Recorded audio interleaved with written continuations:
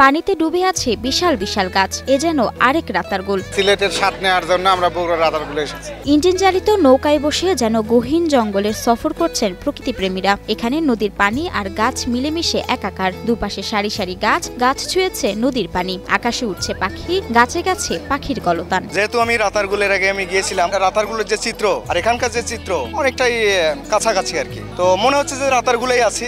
যারা রাতারগুল গেছেন তারাও এখানে এসে যেমন মুগ্ধ হচ্ছেন, যারা যায়নি শুধু শুনেছেন রাতারগুলের সৌন্দর্যের কথা, তারাও এখানে এসে রাতারগুলের অনুভূতি পাচ্ছেন। মনোমুগ্ধকর এক পরিবেশে সকাল থেকে সন্ধ্যা পর্যন্ত বিভিন্ন এলাকা থেকে ছুটে আসছেন বগুড়ার নন্দীগ্রামের নিভৃত্ত পল্লীতে বগুড়ার রাতারগুলের সৌন্দর্য উপভোগ করতে। গাবতলী থেকে এসেছি, গতবারও এসেছিলাম, এবারও শুনলাম যে এখানে রাতারগুল পানি পর্যাপ্ত এসেছে। সেই পানি দেখার জন্য আবার বন্ধু বান্ধব নিয়ে ছুটে আসলাম। আমি তো রাতারগুল দেখি নাই, কিন্তু যে পর্যায়ে আমি শুনি যে রাতারগুলের যে চিত্রগুলো হুবহু এরকম লাগছে আমার ফ্লেভার। আমি মনে হয় যে আমি রাতারগুলেই পড়ে আছি। দুই ধারে গাছপালা, তার মাঝ দিয়ে বয়ে চলছে ভদ্রাবতী নদী। নদীর দুই ধারের গাছগুলো ডালাপালা ছড়িয়ে পড়ছে পানির উপরে। নীরব প্রকৃতি আর মৃদুমন্দ বাতাসে এরই মধ্যে নিস্তব্ধতা ভাঙে গাছে বসে থাকা পাখির ডাক। আকাশের মাঝে উঠছে সাদা বক, আবার কখনো এক ঝাঁক পাখি।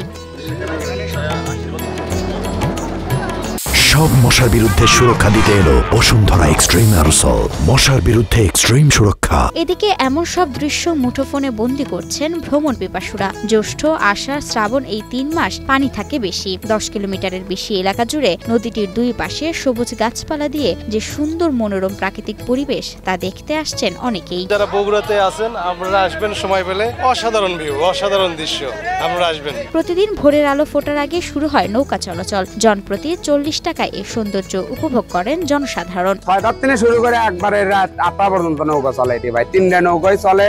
এখন লোকজনের বেশি, এখন ভাড়া যাওয়া আছে 40 টাকা।